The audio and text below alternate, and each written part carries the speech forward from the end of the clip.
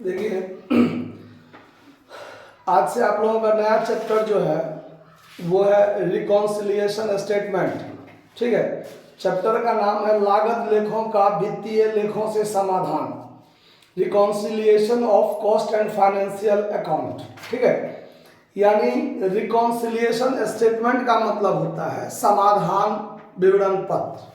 मतलब ये ऐसा समाधान कि आपको किसी भी बात का कोई समस्या हो तो समस्या का आप समाधान निकालते हैं कि नहीं निकालते हैं। तो यहां इसमें आपको ये कह रहा है, पूरा काला इससे थोड़ी दिक्कत होगा। देखिए, तो क्या था, रिकॉन्सिलिएशन स्टेटमेंट स्टार्ट हो रहा है। ठीक है, तो रिकॉन्सिलिएशन स्टेटमेंट यानी समाधान विवरण पत्र। समाधान विवरण पत्र नाम से ही क्लियर है कि कोई समस्या हुई होगी तो उसका समाधान करना है, क्योंकि समाधान तब उत्पन्न होता है जब कोई समस्या हो। तो कैसा समस्या? तो ये रिकॉन्सिलिएशन स्टेटमेंट में आपको आप एक व्यवसाय करते, कोई भी बिजनेसमैन जो व्यवसाय करता है वह दो तरह का स्टेटमेंट बनाता है। एक स्टेटमेंट बनाता है कि हम कोई वस्तु का निर्माण करते हैं, जैसे कि अभी आपने कॉस्ट शीट बनाना सीखा, statement of cost sheet, output first और आउटपुट सेकेंड चैप्टर में।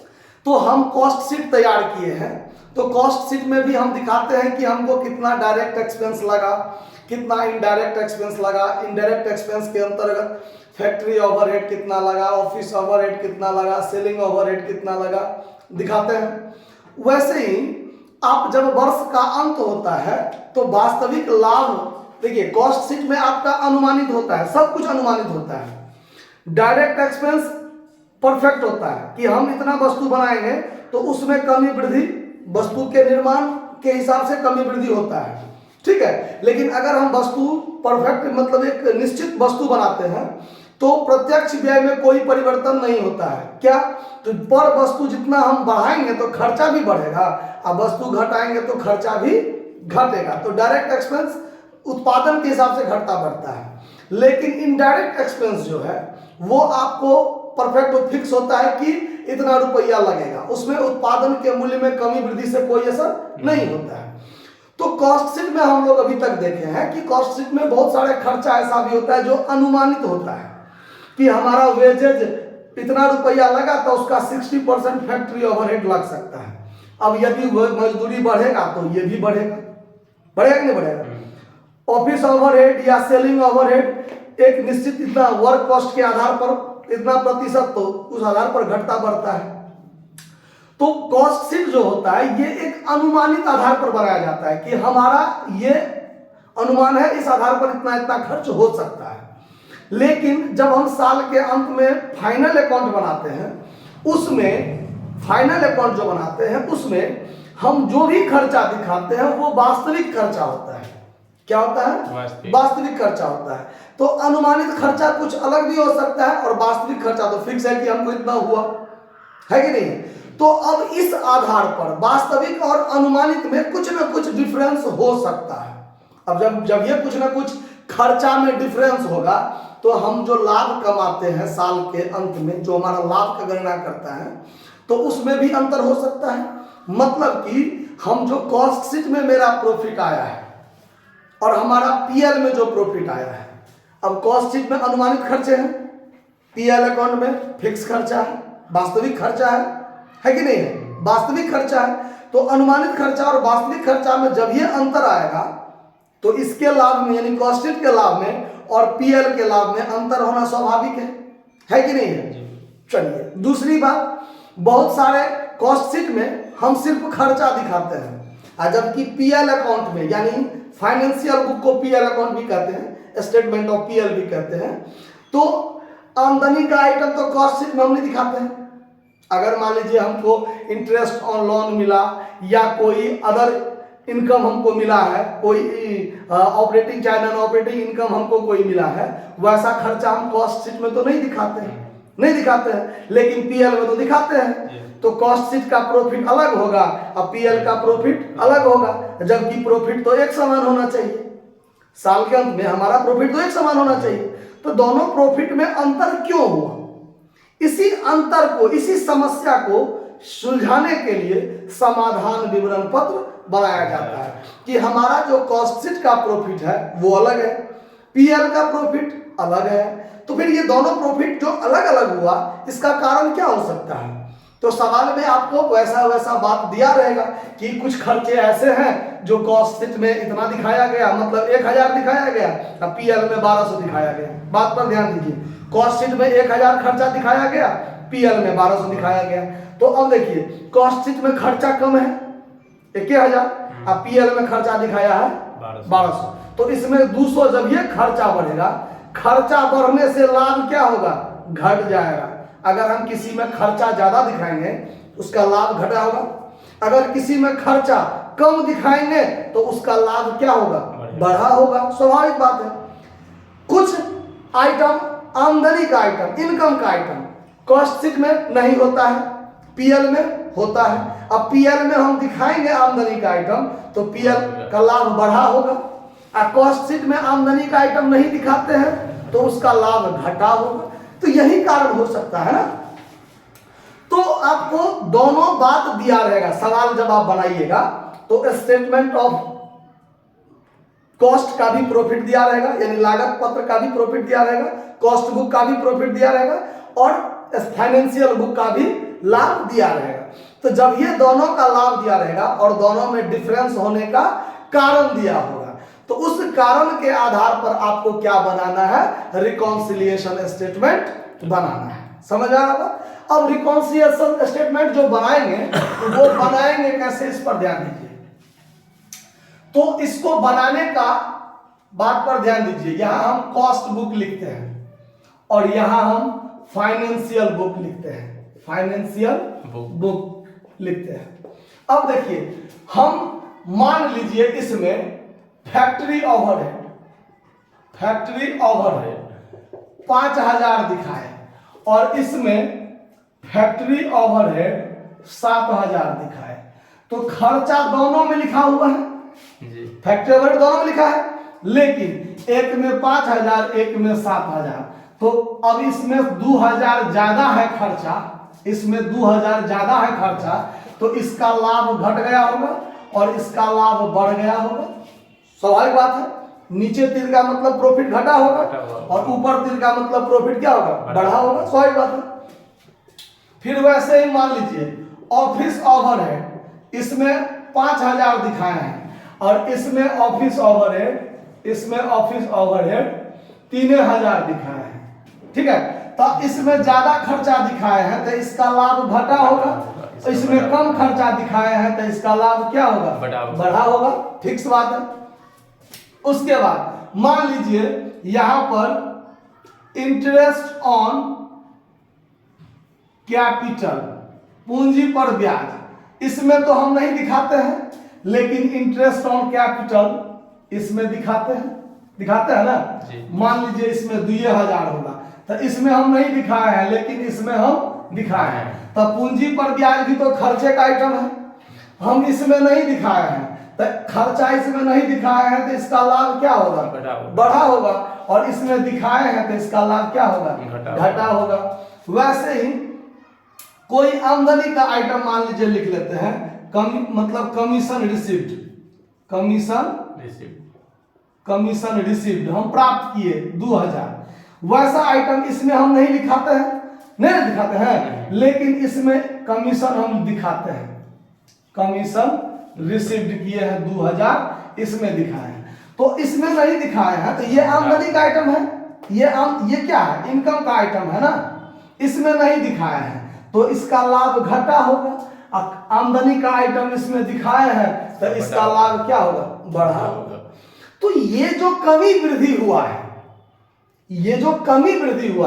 इस कमी वृद्धि होने के कारण हमारा जो प्रॉफिट में डिफरेंस है, हमारा प्रॉफिट में क्या है, डिफरेंस है। वो डिफरेंस क्यों है, वो आपको दिखाने के लिए रिकॉन्सिलिएशन स्टेटमेंट बनाना होता है। आया बात समझ में। अब ये बनाते कैसे हैं और इसमें बनाने का तर्क क्या है, लिखने का तर्क क्या है, उस पर ध्यान दीजिए, बात पर ध्यान दीजिए। यहां पर इसमें खर्चा का जो आइटम होगा, देखिए खर्चा का मद है, दोनों पुस्तक में लिखा गया है, ऐसा भी हो सकता है, या किसी एक पुस्तक में भी लिखा रह सकता है। मतलब कि खर्चा का आइटम, जैसे देखिए दोनों पुस्तक में लिखा है,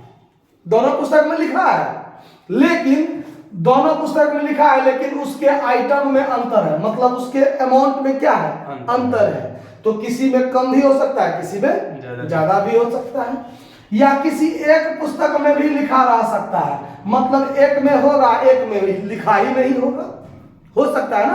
तो डिफरेंस का हो गया ना, एक तो पूरी से डिफरेंस हुआ या कुछ राशि का अंतर हुआ। चलिए, आमदनी का आइटम, आमदनी का मद कॉस्ट शीट में नहीं होता है ना, लेकिन फाइनेंशियल बुक यानी पीएल में, फाइनेंशियल बुक में होता है कि नहीं होता है। तो कॉस्ट शीट में नहीं है लेकिन पीएल में है, इसके कारण भी डिफरेंस होता है कि नहीं। तो यहां पर आप जब सवाल को बनाइएगा तो ये बात ध्यान रखना है, ये नियम याद रखना है। खर्चा के लिए नियम क्या है, खर्चा यदि कम है तो कम को घटाओ और अधिक है अधिक को जोड़ो। बात पर ध्यान दीजिए, जैसे यहां पर अभी हम आपको बताया है, हम सवाल बनाना जो शुरू करेंगे तो कॉस्ट शीट के प्रॉफिट से शुरू करेंगे। क्या करेंगे, प्रॉफिट से शुरू करेंगे। हाँ, कॉस्ट शीट के प्रॉफिट से शुरू करेंगे। तो खर्चा का नियम क्या कहता है खर्चा के लिए, कि अगर खर्चा कॉस्ट शीट में कम है, कम है तो उस जितना कम है उसको आप घटा दीजिए। काहे, तो देखिए खर्चा का item factory overhead cost sheet में 5000 है, इसमें 7000 है, तो ये तो वास्तविक है, खर्चा वास्तव में 7000 हुआ होगा, लेकिन कॉस्ट शीट में 2000 कम है। अगर कॉस्ट शीट में 2000 कम है तो कॉस्ट शीट का प्रॉफिट तो बढ़ा होगा ना, तो उसको लेवल पर लाने के लिए 2000 से क्या कर देंगे, घटा देंगे। इसीलिए नियम कहता है कि कम को क्या करो, कम करो यानी घटाओ, और खर्चा का आइटम यदि ज्यादा है तो उसको जोड़ो, क्योंकि खर्चा जितना से डिफरेंस है लाभ भी उतना से ही बढ़ा घटा होगा।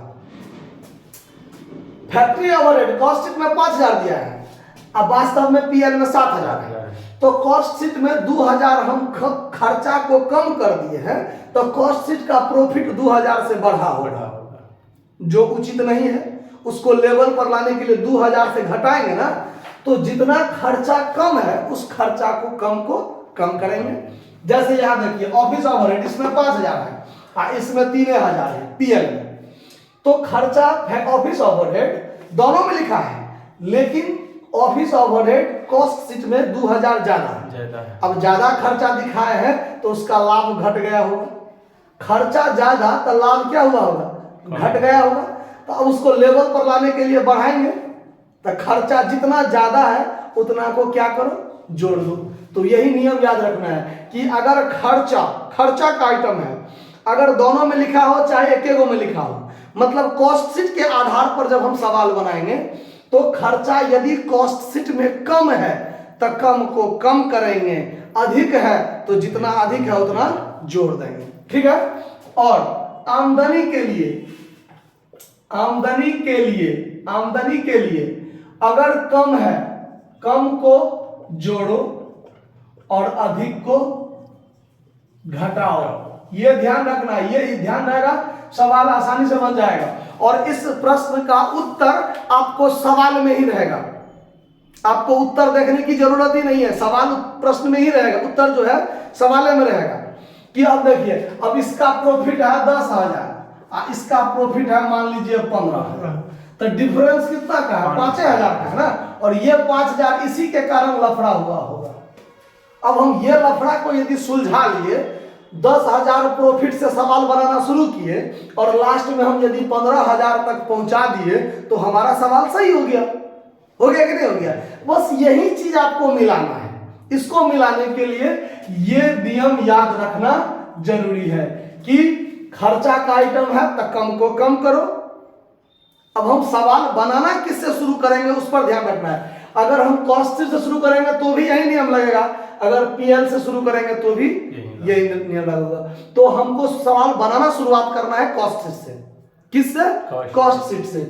तो कॉस्ट शीट का जो प्रॉफिट होगा उसको सबसे ऊपर में लिखेंगे। उसके बाद खर्चा का आइटम है, दोनों में लिखा है, कॉस्ट शीट में कम है तो जितना कम है उसको कम कर देंगे, लेस में लिखेंगे, घटाएंगे। अधिक है तो जोड़ेंगे। आमदनी का आइटम है कॉस्ट शीट में नहीं है, नहीं लिखते हैं। आमदनी का आइटम कॉस्ट शीट में तो नहीं लिखते हैं, नहीं है तो कम है, तो कम है तो उसको जोड़ेंगे तब ना लेवल पर पहुंचेगा। अब जैसे यहाँ पर कमीशन रिसीव्ड 2,000 हमने प्राप्त किया, हम कॉस्ट शीट में इसको लिखते ही नहीं है लेकिन पीएल में लिखते हैं। अब कॉस्ट शीट में 2,000 आमदनी का आइटम हम नहीं लिखे हैं तो कॉस्ट शीट में कम है ना, तो कम है तो कम को क्या करो? जोड़ो। और अगर अधिक है तो क्या करो? घटाओ। ये बात ध्यान रखेंगे, समझ में आया बात? तो कहने का मतलब कि अब इसके आगे आपको ये बात ध्यान रखना है कि जब सवाल बनाएंगे तो लिखेंगे क्या उस पर देखिए। जब सवाल बनाएंगे तो और क्लियर हो जाएगा बात। अभी ये बात ध्यान रखिए। अब देखिए, अगर दोनों पुस्तक में लिखा हो, दोनों पुस्तक में लिखा हो तो कम के लिए अंडर शब्द का प्रयोग करेंगे, और अगर अधिक है कोई भी आइटम, अधिक के लिए ओवर शब्द का प्रयोग करेंगे। ठीक है, सवाल जब बनाएंगे तो ये बात को ध्यान रखना है। ठीक है, कि जैसे मान लीजिए फैक्ट्री ओवरहेड दोनों में लिखा है और कॉस्ट शीट में कम लिखा है, तो under charge of factory overhead in cost book, तो कम है तो उसके लिए अंडर चार्ज लिखेंगे। खर्चा का आइटम देखिए, अगर खर्चा के आइटम के लिए, खर्चा कम के लिए अंडर चार्ज और खर्चा अधिक के लिए ओवर चार्ज। ठीक है, अब इसके आगे ऑफ लिख के और जो भी आइटम है उस आइटम का नाम लिख देंगे। इन कॉस्ट बुक आया बात समझ में? Under charge of factory overhead in cost book, over charge of factory overhead in cost book, मतलब इस टाइप से उसको लिखना है, जोड़ने में या घटाने में। अब देखिए, अगर दोनों, अब यही इसी में अगर दोनों पुस्तक में लिखा हो लेकिन आमदनी का आइटम हो, आमदनी का आइटम, ठीक है, तो उसको कम के लिए अंडर रिकॉर्डेड, ठीक है, अधिक के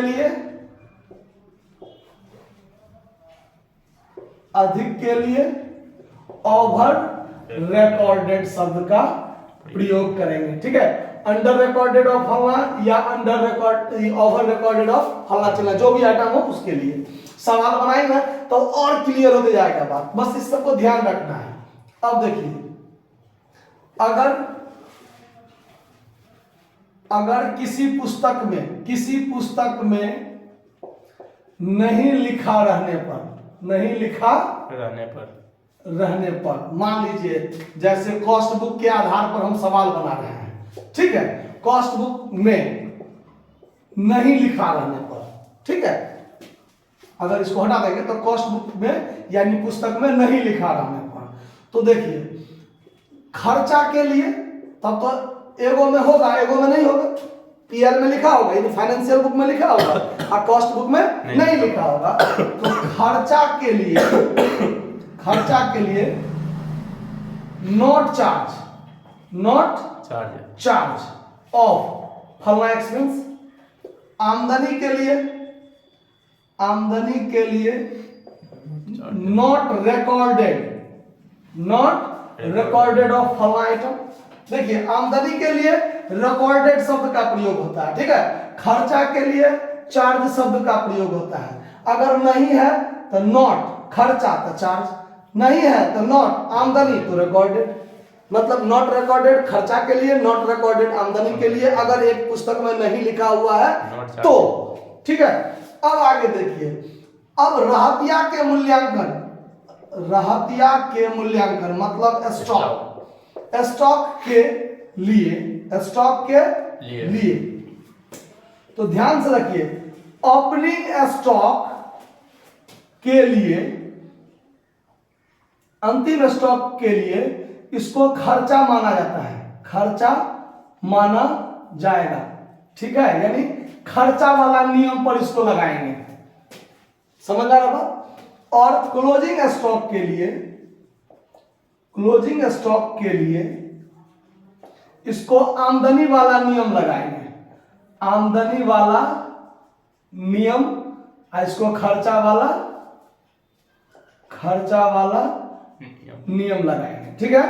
और रहतिया के लिए ये मूल्यांकन होता है, क्योंकि ये चूंकि खर्चा का तो आइटम नियम लगाएंगे ना, लेकिन इसको मूल्यांकन के लिए वैल्यूएशन शब्द का प्रयोग लगाएंगे, वैल्यूएशन शब्द का प्रयोग करेंगे।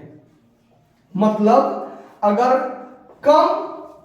कम मूल्यांकन किया गया है, होता है ना कि कॉस्ट बुक में उसको कम मूल्यांकन पर रखा गया है, फाइनेंशियल बुक में उसको ज्यादा मूल्यांकन पर रखा गया है, तो कम मूल्यांकन के लिए होगा तो कम के लिए अंडर, और मूल्यांकन के लिए वैल्यूएशन। आया बात समझ में। अगर अधिक मूल्यांकन किया गया है, अधिक मूल्यांकन किया गया है तो ओवर वैल्यूएशन, समझ में आया बात। मतलब स्टॉक के लिए चार्ज या रिकॉर्डेड का प्रयोग नहीं करेंगे, वैल्यूएशन का प्रयोग करेंगे। कम मूल्यांकन है तो अंडर वैल्यूएशन, अधिक मूल्यांकन है तो ओवर वैल्यूएशन, ठीक है। ओपनिंग स्टॉक है तो अगर कम है तो कम को कम करो, अधिक को जोड़ो। क्लोजिंग स्टॉक है तो आमदनी वाला नियम लगाएंगे, कम को जोड़ेंगे, अधिक को घटाएंगे। तो ये सारा नियम अगर आपको ध्यान रहता है तो फिर कॉस्ट शीट और फाइनेंशियल बुक, इस दोनों का जो प्रॉफिट का डिफरेंस है उसके लिए जो हम रिकॉन्सिलिएशन स्टेटमेंट बनाएंगे वो आपका आराम से समझ सकते हैं। तो इतना ध्यान रखिए, फिर जब इसका प्रैक्टिकल बताएंगे तो और क्लियर होते चला जाएगा। लेकिन ये ध्यान रखना जरूरी है कि खर्चा के लिए चार्ज शब्द का प्रयोग, कम खर्चा है तो अंडर चार्ज, अधिक खर्चा है तो ओवर चार्ज। आमदनी के लिए रिकॉर्डेड शब्द का प्रयोग, कम है तो अंडर रिकॉर्डेड, अधिक है तो ओवर रिकॉर्डेड। ओपनिंग स्टॉक के लिए खर्चा वाला नियम, कम को कम करो, अधिक को जोड़ो। क्लोजिंग स्टॉक के लिए आमदनी वाला नियम, कम है तो जोड़ो, अधिक है तो घटाओ। स्टॉक के लिए कम मूल्यांकन है तो अंडर वैल्यूएशन, चाहे ओवर वैल्यूएशन अधिक के लिए। ये बात को ध्यान में रखना है, इतना ध्यान रहा तो कहीं दिक्कत नहीं होगा। तो बाकी अगले क्लास में देखेंगे, नोट कर लीजिए।